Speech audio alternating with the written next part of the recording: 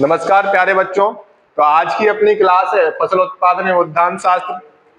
तो इसका जो पार्ट 1 है वो है जल निकास। जो है जल निकास, इसको अपन इंग्लिश में बोलते हैं ड्रेनेज। तो जल निकास, इसकी आवश्यकता किन क्षेत्रों में पड़ती है और इसकी परिभाषा क्या है, उसके उद्देश्य क्या है, आज अपन उस पर अपन बात करें। तो जल निकास, बेटा जल निकास की परिभाषा पे अपन ध्यान देते हैं या बात करते हैं। तो जल निकास की परिभाषा होती है कि अनावश्यक रूप से कृत्रिम रूप से जो खेत में जल जल भरा हुआ है उसको बाहर निकालने की जो प्रक्रिया है उसको अपन जल निकास बोलते हैं। या एक बार फिर से समझते हैं। तो removal excess amount of water that we call drainage. या एक बार फिर से देखते हैं, जो अनावश्यक रूप से खेत में या फालतू जो पानी जो खेत में भरा हुआ है उसको अपन खेत से बाहर निकालने की जो कृत्रिम प्रक्रिया है उसको अपन क्या बोलते हैं बेटा, जल निकास बोलते हैं। अब जल निकास की आवश्यकता क्यों पड़ती है, ये अपने को थोड़ा ध्यान रखने वाली बात है। तो इसमें अपन देखते हैं, जैसा कि मैंने आपको बताया था 11वीं क्लास में, अब आप लोग 12th में आ गए हो, थोड़ा यहाँ पर ध्यान देना बेटा।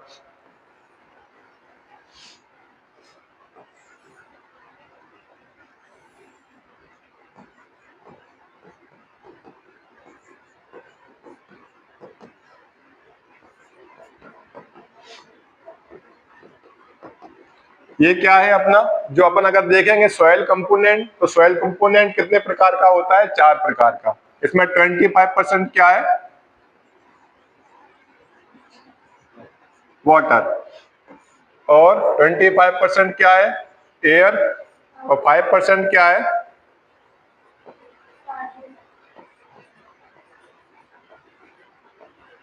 कार्बनिक सॉइल या कार्बनिक कंपोनेंट,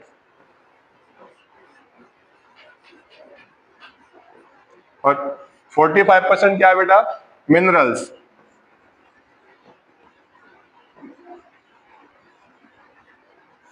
ये अपना अपन 11th में बात कर चुके थे इतना, कि जो मृदा के जो अवयव है वो 4 भागों में बांटा जाता है। 25% इसमें आपका जल होता है, 25% वायु, 25% खनिज, और 5% इसमें कार्बनिक तत्व होते हैं।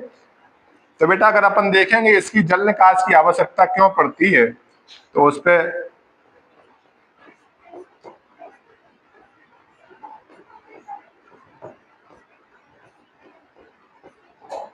ये किसी भी प्लांट्स की अपनी क्या है, रूट्स हैं।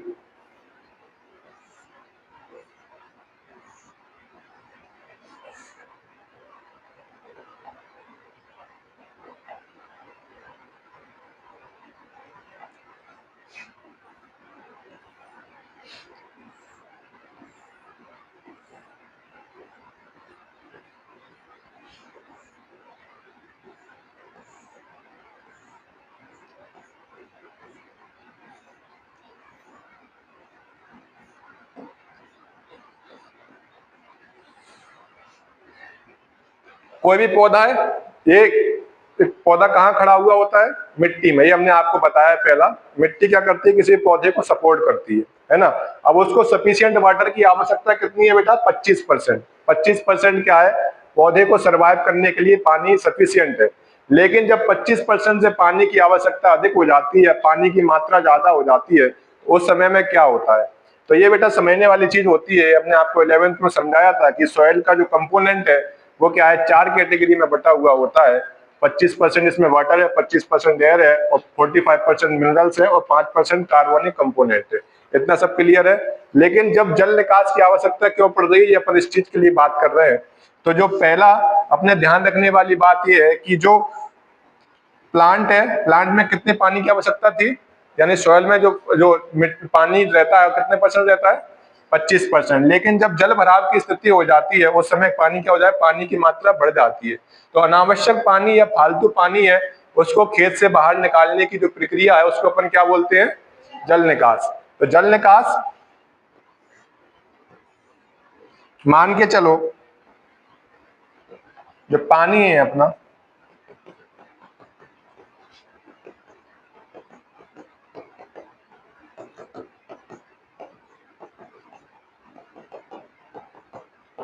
अब मुझे 2-3 चीजें आप ही लोग बताओगे।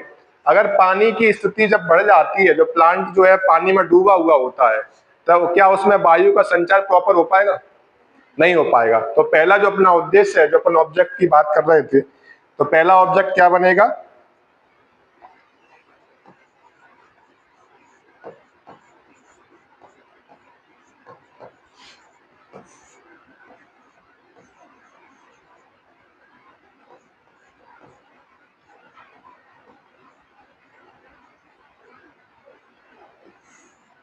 पहला ऑब्जेक्टिव क्या बनेगा?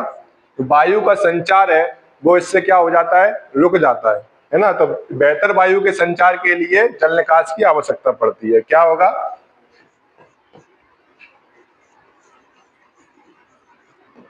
इनकी इंक्रीज एयर सर्कुलेशन। इसमें किसी को कोई दिक्कत? बताओ, कोई दिक्कत हो तो। समझ में आ रहा है? ये अभी हमने बताया पीछे कि जब पानी को आवश्यक, पौधे को आवश्यकता कितने पानी की है? 25% पानी की, है ना। इतना मृदा में पानी पर्याप्त रहता है। जब पानी की मात्रा बढ़ जाती है तो क्या होगा? पूरी जल भराव की स्थिति हो जाएगी। हो जाएगी, नहीं हो जाएगी? तो जल भराव की स्थिति में क्या होगा? जो अपना जो एयर वाला पार्ट है इसमें भी क्या आ जाएगा? पानी आ जाएगा। तो जो मृदा में जो 25% जो वायु होना चाहिए वो वायु ना होते हुए पानी बढ़ जाएगा, तो उसमें क्या हो जाएगा? प्लांट की डेथ हो जाएगी। तो इसलिए इसका जो पहला उद्देश्य बनेगा, पहला उद्देश्य क्या है कि इंक्रीज एयर सर्कुलेशन, जो एयर वायु का संचार है उसको बढ़ाता है। ठीक है। अगर दूसरा पॉइंट देखेंगे तो दूसरे पॉइंट में अब आ जाएगी, फिर से आ जाएगी इधर कि ये अगर यहाँ पर एयर सर्कुलेशन हो रहा है प्रॉपर, तो दूसरी बात अपन ध्यान रखने वाली बात ये है कि इसका जो टेम्परेचर है, अगर पानी भरा हुआ होगा तो टेम्परेचर क्या हो जाएगा? कांस्टेंट हो जाएगा। तो टेम्परेचर बराबर बना रहेगा। लेकिन ये भी अपने लिए इंपॉर्टेंट है कि जो अपन ने पढ़ा है कि हर फसल के लिए टेम्परेचर बहुत महत्वपूर्ण होता है। अगर कोई फसल ग्रोथ करती है तो उसके लिए एक पर्टिकुलर टेम्परेचर होना चाहिए। तो इसीलिए क्या होता है, अगर तापमान की वृद्धि करना है, अगर तापमान को नियंत्रित करना है, तो जल भराव की स्थिति नहीं होना चाहिए। तो जल निकास इसलिए भी आवश्यक है। तो दूसरा क्या होगा?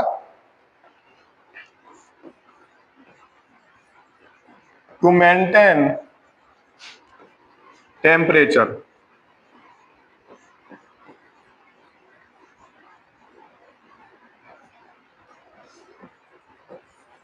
तीसरा देखेंगे जो इनकी फिजिकल प्रॉपर्टी है या भौतिक गुण है। अगर पानी भरा हुआ होगा तो पौधा अपना प्रॉपर तरीके से विकास कर पाएगा क्या? आप सोचो, अगर किसी ऐसे स्थान पर पानी भरा हुआ है, वहां पर कोई पौधा लगा है, तो पौधा कितने समय तक चल पाएगा? ज्यादा लंबे समय तक तो नहीं टिक पाएगा। उसकी जो डेथ है वो जल्दी हो जाएगी, पौधा जल्दी सूख जाएगा। इसीलिए फिजिकल प्रॉपर्टी के लिए क्या करना है? अपने को जल निकास की आवश्यकता पड़ती है भौतिक गुण के लिए। To improve physical property.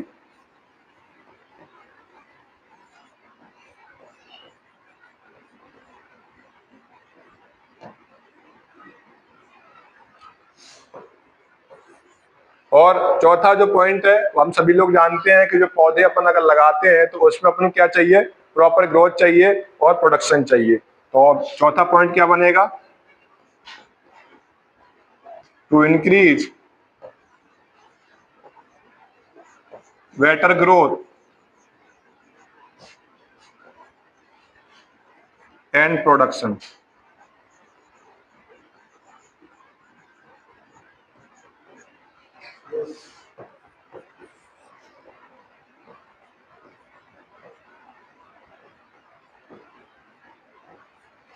To increase better growth and production. अब पांचवा अपने ध्यान रखने वाली बात बेटा ये है कि जो इसमें अपने मृदा में हमने आप लोगों को पढ़ाए हैं कुछ बेनिफिशियल जो होते हैं, इंसेक्ट होते हैं जो मृदा के लिए लाभदायक होते हैं। अगर पानी भराव की स्थिति रहती है तो वो इंसेक्ट या वो जीव जल भराव के कारण मर जाते हैं, जिससे क्या होता है? पौधे की क्या हो जाती है? डेथ हो जाती है, या पौधे को उस तरीके से बेनिफिट नहीं मिल पाते। इसीलिए भी क्या जल निकास की आवश्यकता पड़ती है।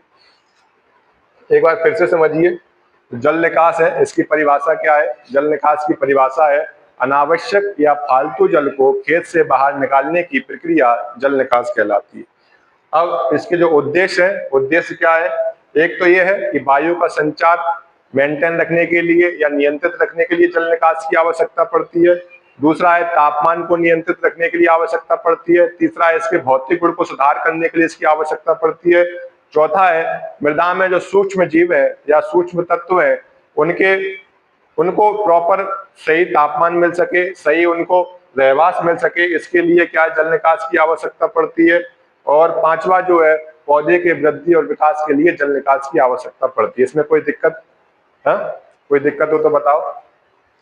इसके बाद बेटा जल निकास की प्रणालियां आती हैं, उसको बोलते हैं system of drainage. System of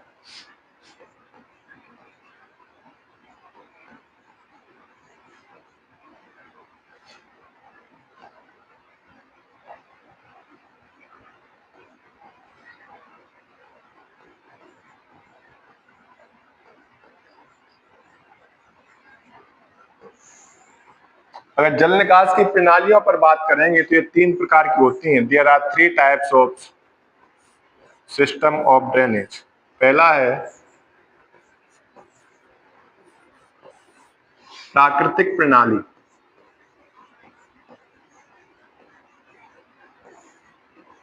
पहला क्या है बेटा? इसको अपन बोलते हैं नेचुरल सिस्टम।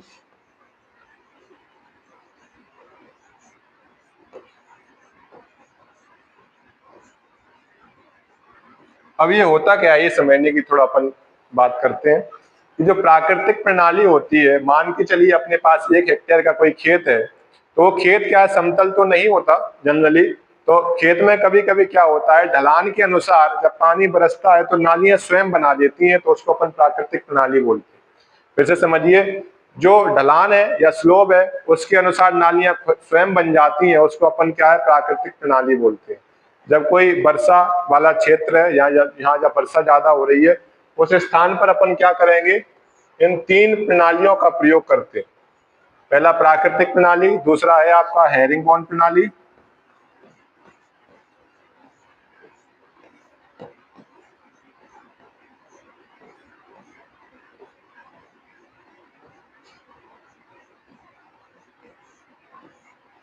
और चौथा है आपका ग्रीड ड्रेन प्रणाली।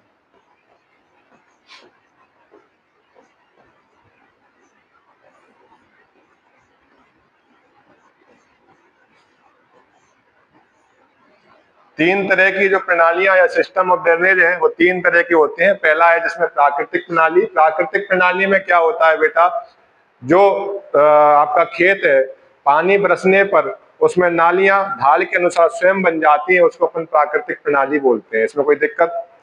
दूसरा है हेरिंग बॉन प्रणाली। इस प्रणाली में क्या होता है, खेत के बीचों बीच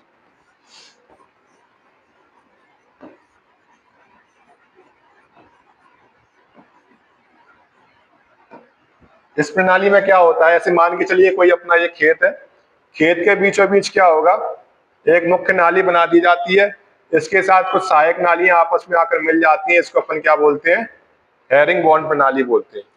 हेरिंग बॉन्ड प्रणाली बेटा समझिए क्या होता है, ये अपना खेत है, खेत के बीचों बीच एक मुख्य नाली बनाई जाती है तथा इसके आसपास कुछ सहायक नालियां बनाई जाती हैं, इसको अपन क्या बोलते हैं, हेरिंग बॉन्ड प्रणाली बोलते हैं।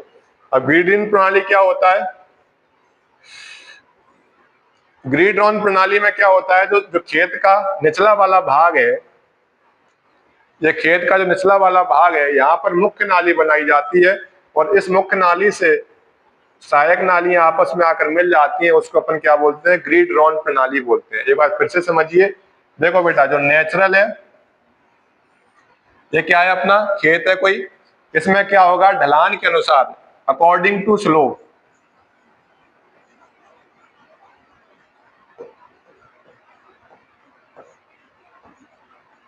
यानी कि बेटा ढलान के अनुसार, जैसे यहाँ ढलान है, यहाँ ढलान है, यहाँ ढलान है, यहाँ ढलान है, तो नालियां स्वयं अपने आप बनेगी। जब वर्षा होगा यहाँ पर नालियां बनाने की आवश्यकता नहीं पड़ती, यानी ढलान के अनुसार नालियां स्वयं बन जाती हैं, उसको अपन प्राकृतिक प्रणाली बोलते हैं। इतना क्लियर हुआ। दूसरा है अपना, इसको बोलते हैं क्या, हेरिंग बॉन्ड प्रणाली। इसमें क्या होता है, खेत के बीचों बीच एक नाली बनाई जाती है, जिसके आसपास सहायक नालियां आपस में आकर जुड़ जाती हैं, उसको अपन क्या बोलते हैं, हेरिंग बॉन्ड प्रणाली बोलते हैं। तीसरा है ग्रिड रॉन प्रणाली। इसमें क्या होता है, खेत के निचली सतह पर, खेत के निचले सतह पर एक मुख्य नाली बनाई जाती है, जिससे सहायक नालियां आपस में आकर मिल जाती हैं, ये जल निकास की ग्रिड ऑन प्रणाली कही जाती है। इसमें कोई दिक्कत? बताओ, कोई दिक्कत हो तो बताओ, आगे चले। इसके बाद बेटा पूछा जाता है इसमें जल निकास या ड्रेनेज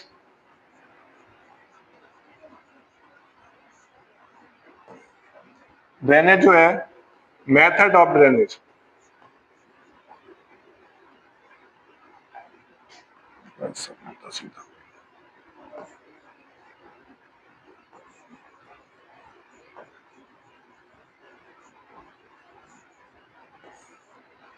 ये क्या है? जल निकास की विधियां।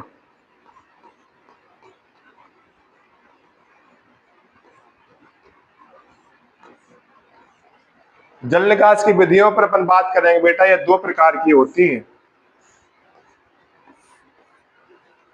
पहला है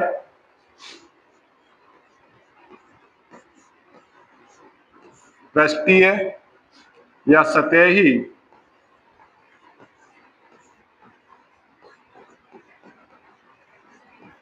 इसको बोलते हैं सरफेस मेथड।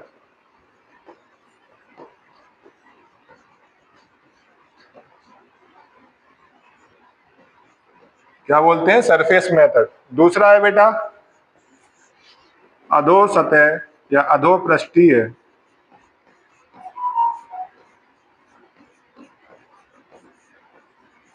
अधो पृष्ठीय अधो सतही।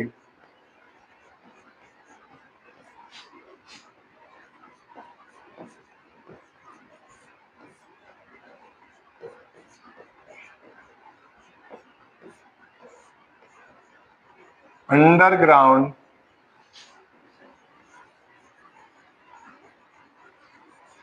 मेथड। अभी पीछे हमने बताया, पहला बताया, पहले एक बार फिर से रिवीजन करते हैं कि जल निकास क्या है। तो जल निकास में हमने परिभाषा बताई कि अनावश्यक रूप से जो जल भरा हुआ है खेत में, उसको कृत्रिम रूप से बाहर निकालने की जो प्रक्रिया है उसको अपन जल निकास कहते हैं। इसकी जो परिभाषा बनेगी ये बनेगी, कृत्रिम रूप से जल को बाहर निकालने की जो प्रक्रिया है उसको अपन क्या बोलते हैं? जल निकास बोलते हैं। दूसरा, जल निकास के जो उद्देश्य है वो हमने बताया आपको। उद्देश्य में ये बताया कि इसका वायु का संचार अच्छा रखने के लिए या ठीक रखने के लिए जल निकास की आवश्यकता पड़ती है। इसकी मृदा की भौतिक दशा सुधारने के लिए जल निकास की आवश्यकता पड़ती है। मृदा के तापमान को नियंत्रित रखने के लिए जल निकास की आवश्यकता पड़ती है। चौथा है, जो मृदा में आवश्यक सूक्ष्म जीव है उनको सुरक्षित रखने के लिए या उनको सही तापमान, सही रहवास देने के लिए जल निकास की आवश्यकता पड़ती है। पौधे के वृद्धि और विकास के लिए जल निकास की आवश्यकता पड़ती है। इसमें कोई दिक्कत? उसके बाद हमने आपको बताया सिस्टम ऑफ ड्रेनेज या जल निकास की प्रणालियां। जल निकास की प्रणालियां बेटा कितनी होती हैं? 3 प्रणालियां होती हैं जल निकास की, जिसमें प्राकृतिक प्रणाली, दूसरा हेरिंगबोन प्रणाली, चौथा है ग्रीड ड्रोन प्रणाली। प्राकृतिक प्रणाली में बताया कि यह प्रणाली में क्या होता है, जो खेत में ढलान के अनुसार नालियां स्वयं बन जाती है, इसको प्राकृतिक प्रणाली बोलते हैं। इसमें नाली बनाने की आवश्यकता नहीं पड़ती, जब पानी बरसता है तो ढलान के अनुसार नालियां स्वयं बन जाती है। अगला है हेरिंगबोन प्रणाली। इस प्रणाली में क्या होता है, खेत के बीचों बीच एक मुख्य नाली बनाई जाती है जिसके आसपास सहायक नालियां आकर जुड़ जाती हैं, उसको अपन हेरिंगबोन जल निकास प्रणाली बोलते हैं। तीसरा है ग्रिड ऑन प्रणाली। खेत के निचले सतह पर एक मुख्य नाली बनाई जाती है जिससे आकर छोटे छोटे सहायक नालियां आपस में मिल जाती हैं, इसको अपन ग्रिड ऑन प्रणाली बोलते हैं।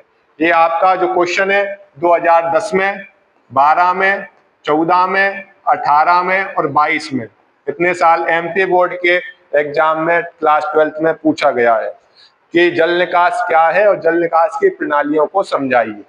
अभी हम बात कर रहे हैं तो मेथड ऑफ ड्रेनेज। तो मेथड ऑफ ड्रेनेज कितने प्रकार का बेटा होता है? 2 प्रकार का। अब यहां से आप समझ पा रहे होंगे कि पृष्ठीय या सतही या सरफेस मेथड और अधो पृष्ठीय। अब पृष्ठीय से क्या समझते हो आप लोग?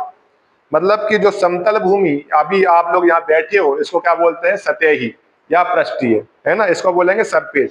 जब अपन भूमि के नीचे कोई भी प्रक्रिया कर रहे हैं तो उसको अपन क्या बोलेंगे? अधो पृष्ठीय या अधो सतही या अंडरग्राउंड मेथड। ठीक है। अब अपन इसमें अगर अंदर देखेंगे तो इसमें पहला देखेंगे पृष्ठीय, या इसको क्या बोलते हैं, सरफेस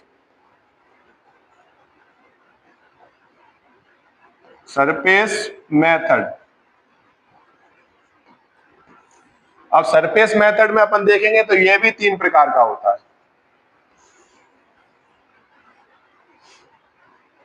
सरफेस मेथड में इसमें नालियां बनाई जाती हैं वो 3 तरीके से बनाई जाती हैं बेटा। पहला है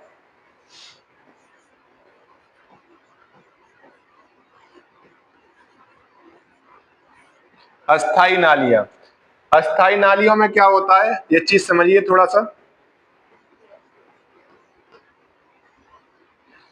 कभी कभी आपने देखा होगा कि अपन जो अपने गांव में ऐसा जो ढलान वाला एरिया होता है, तो अपन खुद अपने फावड़े से या गैती से कुछ भी करके थोड़ी सी पतली नाली इस टाइप की मदद से पानी पूरा उतर जाए, उसको अपन क्या बोलेंगे, अस्थाई नाली। पानी को निकालने के लिए जो थोड़े समय के लिए जो नाली बनाई गई है उसको अपन बोलते हैं अस्थाई नाली, जिसकी डेप्थ होती है लगभग 10 से 15 सेंटीमीटर।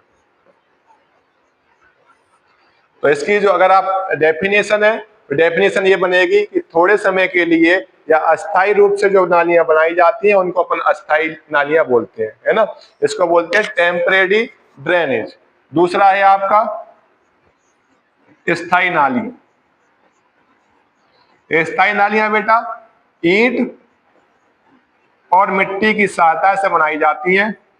जनरली आपने देखा होगा गांव वाले क्षेत्र में जो नालियां सड़कों के किनारे बनी हुई होती है उनको अपन स्थायी नालियां बोलते हैं।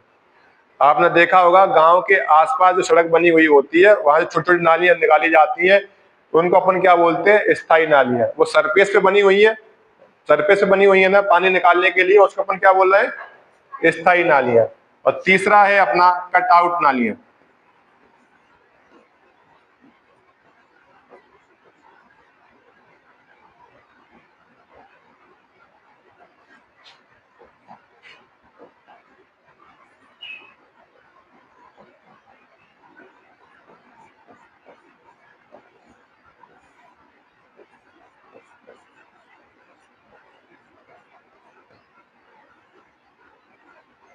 कटआउट नालियां कैसी होती है बेटा, किसी भी अपन ऐसे पाइप है, पाइप के सहारे से या अपन क्या कर देते हैं, कोई भी अपने पास ऐसे बांस वगैरह है, लकड़ी वगैरह है, उसकी सहायता से अपन क्या कर देते हैं, मिट्टी को हटाकर छोटे छोटे स्थान पर जो पानी का थोड़ी दूरी पर निकालना होता है उसको अपन जो नालियां बनाई जाती है उनको बोलते हैं कटआउट नालियां। ठीक है, तो ये सरफेस मेथड में 3 भागों में बांटा गया है। पहला स्थायी नालियां, दूसरा स्थायी नालियां, तीसरा कटआउट नालियां। तो ये 3 तरीके से सरफेस मेथड को या सतही पृष्ठीय नालियों को 3 भागों में बांटा गया। दूसरा अपन देखेंगे अधो सतही।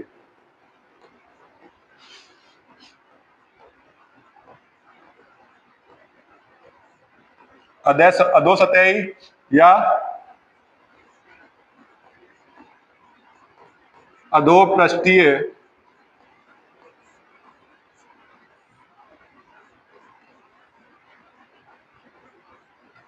नालियां, इसको क्या बोलते हैं बेटा, अंडरग्राउंड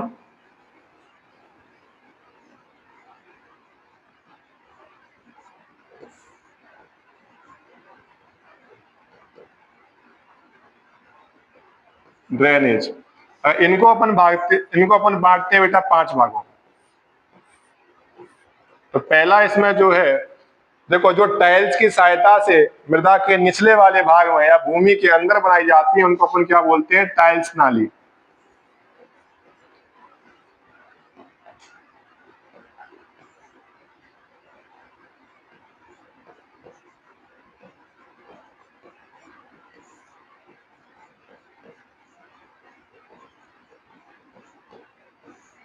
इसमें कोई दिक्कत, जो टाइल्स की सहायता से बनाई जाती है उसको अपन क्या बोलते हैं बेटा, टाइल्स नालियां।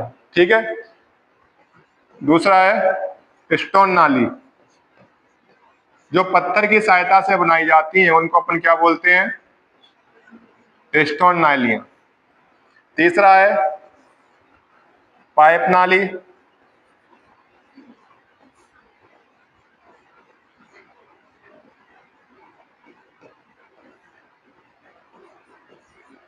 चौथा है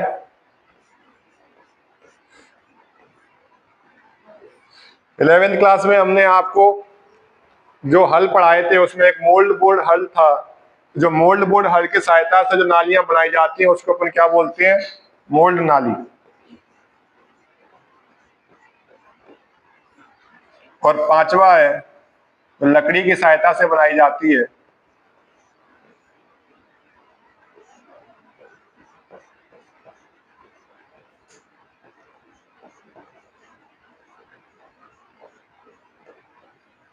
ये क्वेश्चन डायरेक्ट ऐसे पूछा जाता है कि अधोसतही या अधोपृष्ठीय नालियां क्या होती हैं, कितने प्रकार की होती हैं। अगर आपको पता है कि अधोसतही नालियां कौन सी होती हैं तो इसकी परिभाषा ऐसे ऐसे बनेगी। वे नालियां जो मृदा के निचले वाले भाग में या भूमि के अंदर बनाई जाती हैं इनको अपन अधोसतही नाली अधोपृष्ठीय नालियां कहते हैं। यह 5 प्रकार की होती हैं। पहला है टाइल्स नालियां, दूसरा है स्टोन नालियां, तीसरा है पाइप नालियां, चौथा है मोल्ड नालियां और पांचवा है लकड़ी या पोल नालियां जब उसकी सहायता से बनाई जाती है। इसमें एक क्वेश्चन जो आता है वो मोस्ट इंपोर्टेंट क्वेश्चन है। वो क्वेश्चन ये है,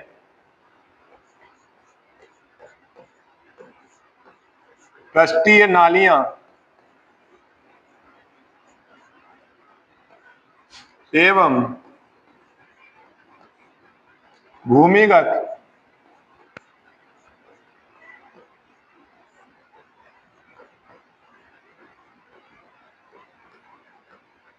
नालियों में अंतर स्पष्ट कीजिए। अब आप लोगों से हम कुछ क्वेश्चन करेंगे उसके आंसर आप दीजिए।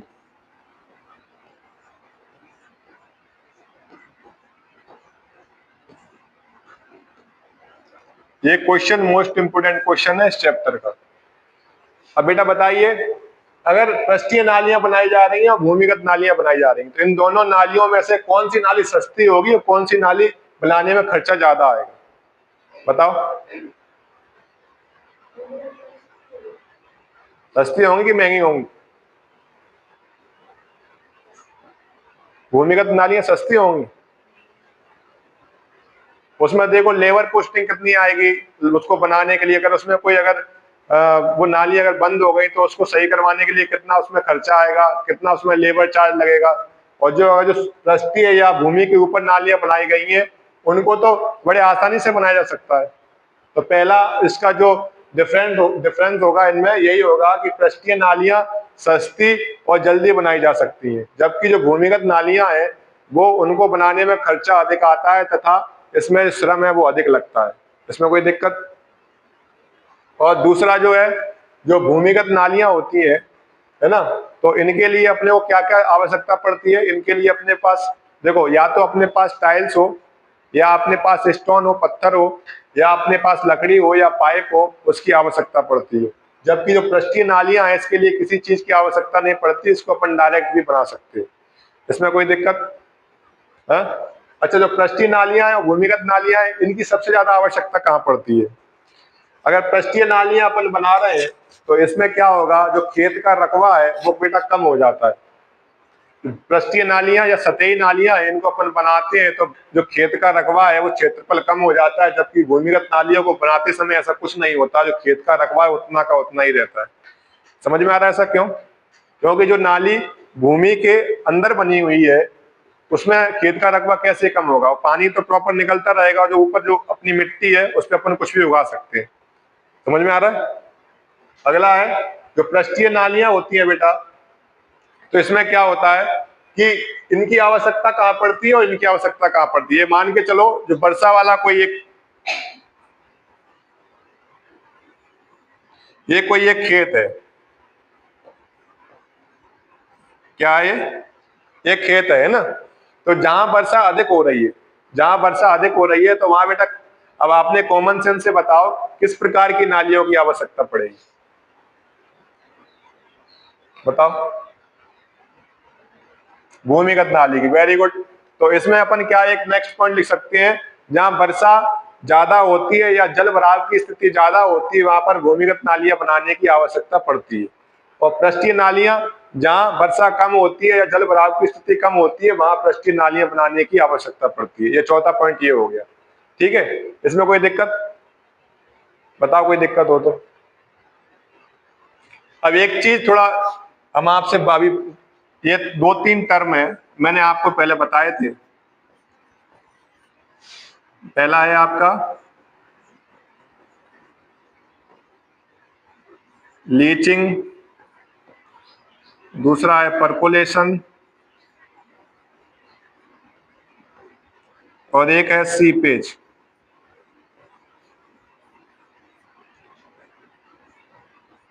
इन जो वर्ड पर अपनी चर्चा बहुत बार हो चुकी है।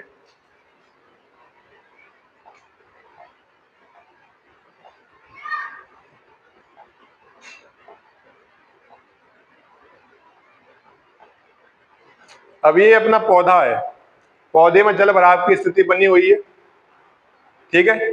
अब मान के चलो 3 वर्ड आपको आ गए पेपर में कि लीचिंग, परकोलेशन और सीपेज। इनको समझाइए या इनके बारे में बताइए। अब लीचिंग क्या होता है पता है आप लोगों को? अच्छा पहला ये बताइए, जो प्लांट है वो किस तरीके का वाटर एब्जॉर्ब करता है? बताओ। पौधे जो होते हैं किस तरीके का जल अवशोषण करते हैं? ये तो बहुत बार पढ़ाया है। कैपिलरी वाटर, कौन सा मैडम?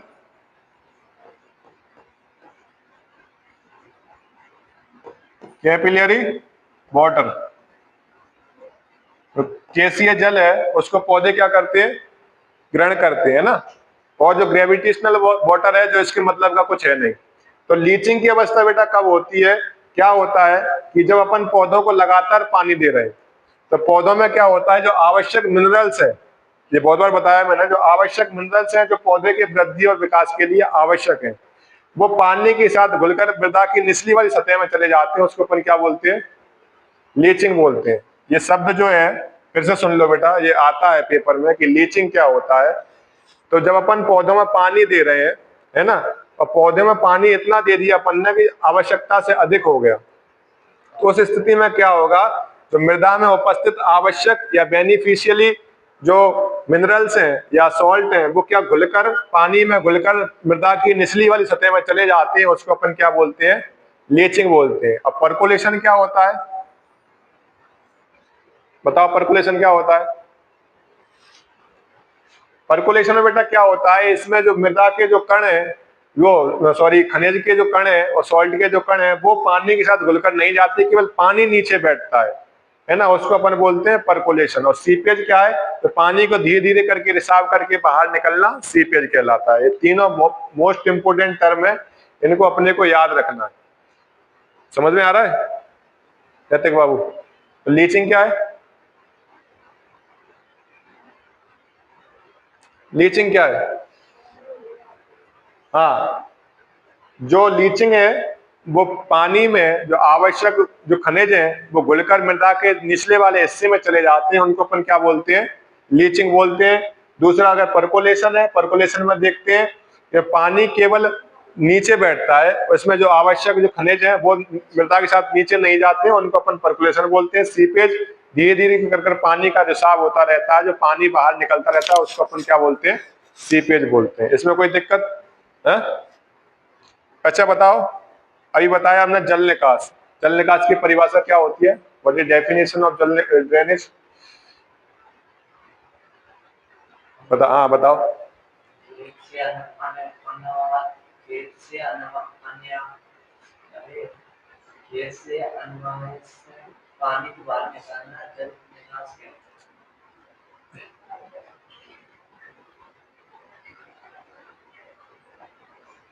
देखो बेटा सीधी सी परिभाषा है, इसमें कुछ है नहीं। जल निकास की परिभाषा क्या है?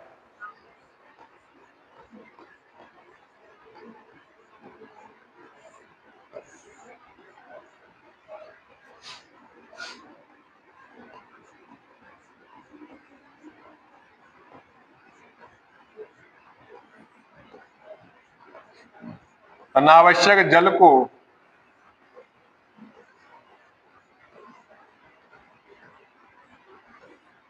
कृत्रिम रूप से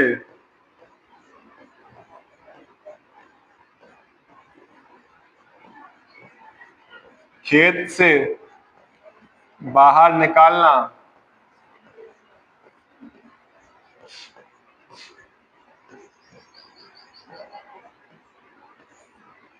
क्या कहलाता है? जल निकास कहलाता है।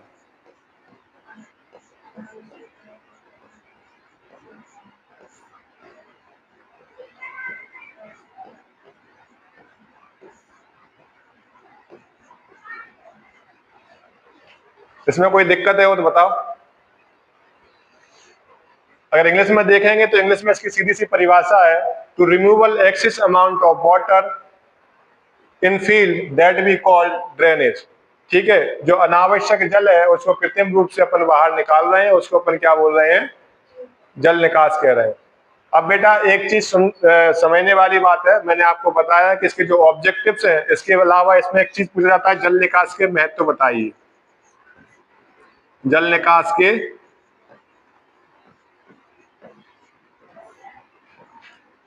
महत्व या लाभ। अगर आपको इसके ऑब्जेक्टिव अच्छी तरीके से पता है, ऑब्जेक्टिव अभी बताए थे, उद्देश्य जल निकास क्यों किया जा रहा है, तो आप इसके महत्व और लाभ भी लिख सकते हो। बताओ इसके ऑब्जेक्टिव्स क्या क्या बताए थे अभी हमने, बताओ। जल निकास की आवश्यकता क्यों पड़ती है? अगर जल निकास नहीं करेंगे तो क्या हो जाएगा? हाँ, पौधे की डेथ हो जाएगी। एक तो ये मेजर या कहें कॉमन कंपोनेंट है, कोई कॉमन थिंग है। इसके अलावा इसके जो मुख्य कार्य है वो बताओ। Very good. तो जो इसका महत्व बनेगा, पहला महत्व ये बनेगा कि जो जल निकास है पौधों में क्या करता है? वायु का संचार करता है। ठीक है, पीछे ताता लगता चला जाएगा। दूसरा बोलो। पहला पॉइंट ये बन गया, जल निकास जो पौधों में वायु का संचार करता है। इतना क्लियर हो गया। दूसरा बताओ। जल निकास से पौधों की भौतिक दशा सुधरती है। क्या होता है? तीसरा पॉइंट है, जल निकास से जो उसका जल का तापमान है वो नियंत्रित रहता है। इसमें कोई दिक्कत? चौथा पॉइंट है, जल निकास से जो मृदा में आवश्यक जो सूक्ष्म जीव हैं वो क्या करते हैं? अपनी वृद्धि और विकास करते हैं। ठीक है। पांचवा पॉइंट है, पौधे का वृद्धि और विकास अच्छा होता है, इसीलिए जल निकास की आवश्यकता पड़ती है या जल निकास करना चाहिए। इतनी बात क्लियर हुई?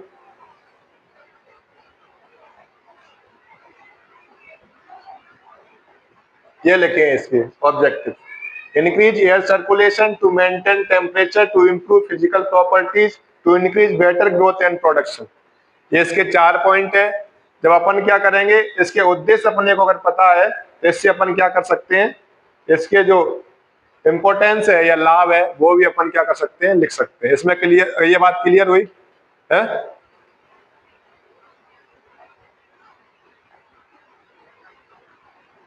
अच्छा बताओ, जो पृष्ठीय नालियां होती हैं वो कौन सी नालियां हैं?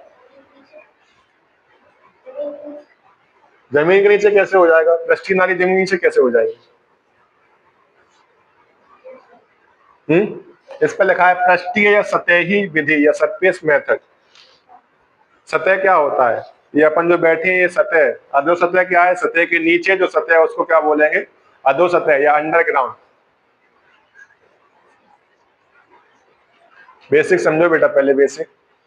पृष्ठीय या सतही विधि या सरफेस मेथड, इसमें क्या होता है अभी हमने आपको बताया, स्थायी नालियां, अस्थायी नालियां और कटआउट नालियां, 3 प्रकार की होती हैं। ठीक है। अब पृष्ठीय क्या होता है? जिस धरातल पे अपन बैठे हुए हैं, जिस धरातल पे अपन चलते हैं उसको अपन क्या बोलते हैं? सतह या सरफेस बोलते हैं। ठीक है। दूसरा है अधो पृष्ठीय अधो सतही विधि, जिसको बोलते हैं अंडरग्राउंड मेथड। क्या बोलते हैं? जो कि मृदा के नीचे है, भूमि के नीचे है, उसको अपन क्या बोलेंगे? अधो सतही मेथड या अंडरग्राउंड विधि। ये कितने प्रकार की होती है? ये होती है 5 प्रकार की। Very good. इसमें पहला जो बताया था वो हमने बताया था टाइल्स मेथड, दूसरा बताया था आपका हमने स्टोन मेथड, तीसरा बताया था इसको पाइप मेथड, चौथा बताया था मोल्ड मेथड, और पांचवा जो बताया था वो बताया था आपका लकड़ी वाला या पोल मेथड। ठीक है, ये 5 प्रकार का मेथड। इनका कहने का मतलब सीधा सा ये है, देखो इनका मतलब ये है कि इनका बनाने, इनसे ही जो नालियां बन रही हैं, नालियों के बनाने के लिए जिन चीजों का प्रयोग किया जा रहा है उसी वो मेथड में प्रयोग किया गया है। यानी कि भूमि के अंदर टाइल्स से बनाई गई नालियां टाइल्स नालियां कहलाती है। भूमि के अंदर अगर स्टोन या पत्थर से बनाई गई नालियां स्टोन नालियां कहलाती है। भूमि के अंतर्गत पाइप से या जो अपने प्लास्टिक वाले पाइप होते हैं वो छोटे छोटे छिद्र कर देते हैं उनमें, उनसे जो नालियां बनाई जाती हैं उनको पाइप नालियां कहा जाता है। मोल्ड नालियां जो होती है एक प्रकार की हल से बनाई गई नालियां होती है जिसको अपन मोल्ड नालियां बोलते हैं। पोल या लकड़ी, इसमें बांस का प्रयोग करते हैं मुख्यतः, या कुछ लकड़ियों का प्रयोग करते हैं जिसकी सहायता से नालियां बनाई जाती हैं, जिसको अपन क्या बोलते हैं, पोल नालियां बोलते हैं। इसमें कोई दिक्कत बेटा? हाँ, अगर कोई भी दिक्कत है तो आप पूछ सकते हो, यहाँ से क्वेश्चन बहुत आते हैं। तो अभी जो आप एक फिर से रिकॉल करते हैं, अभी जो हमने पढ़ा, पहले क्या पढ़ा, सबसे पहले जो पढ़ा है वो पढ़ा है अपन ने जल निकास। ठीक है, जल निकास की परिभाषा क्या होती है? जल निकास की सीधी सी परिभाषा है, क्या है बोलो? आवश्यक नहीं, अनावश्यक। हाँ, वेरी गुड। जो अनावश्यक जल है उसको कृत्रिम रूप से, यानी कि हमारे द्वारा जो जल को बाहर निकाला जा रहा है उसको अपन क्या बोलेंगे? जल निकास बोलेंगे। इसी तरीके से अपन जो आगे पढ़ेंगे नेक्स्ट टॉपिक में या नेक्स्ट लेक्चर में, वो ये होगा सिंचाई किसे कहते हैं। सिंचाई में बेटा ये होता है कि कृत्रिम रूप से पौधों को जल को देना सिंचाई कहलाता है। लेकिन इसमें क्या हो रहा है? इसमें ये हो रहा है कि जो कृत्रिम रूप से जल को बाहर निकालने की प्रक्रिया क्या कहलाती है? जल निकास कहलाती है। अगला जो हमने आपको पूछा, इसके जो ऑब्जेक्टिव्स हैं, ऑब्जेक्टिव्स में क्या क्या बताया वो अभी हमने बता दिया। इसके अलावा हमने बताया कि इसके सिस्टम ऑफ मेथड ये 3 प्रकार के होते हैं, पहला प्राकृतिक, दूसरा हेरिंगबोन, तीसरा इसका रीड्रॉन। इसकी जो प्रणालियां हैं, जल निकास की प्रणालियां 3 तरह की होती हैं। पहला है आपका प्राकृतिक प्रणाली, दूसरा है आपका हेरिंगबोन प्रणाली, तीसरा है आपका ग्रीडरॉन प्रणाली। प्राकृतिक प्रणाली में हमने पढ़ा कि यह वह उस प्रकार की प्रणाली है जिस वर्षा का जल आने पर या वर्षा होने पर यह नालियां अपने ढलान के अनुसार स्वयं बना लेती हैं। जैसे अपना स्लोप है, ढलान वाले स्थान पर नालियां स्वयं बन जाती हैं, उसको अपन प्राकृतिक नाली कहते हैं। इसमें किसी को नालियां बनाने की आवश्यकता नहीं पड़ती है। दूसरा है हेरिंगबोन प्रणाली, खेत के बीचों बीच एक मुख्य नाली बनाई जाती है जिसके आसपास आकर सहायक नालियां मिल जाती हैं, उसको हेरिंगबोन नाली या हेरिंगबोन प्रणाली कहा जाता है। तीसरा है ग्रीडरॉन प्रणाली, खेत के निचले सतह पर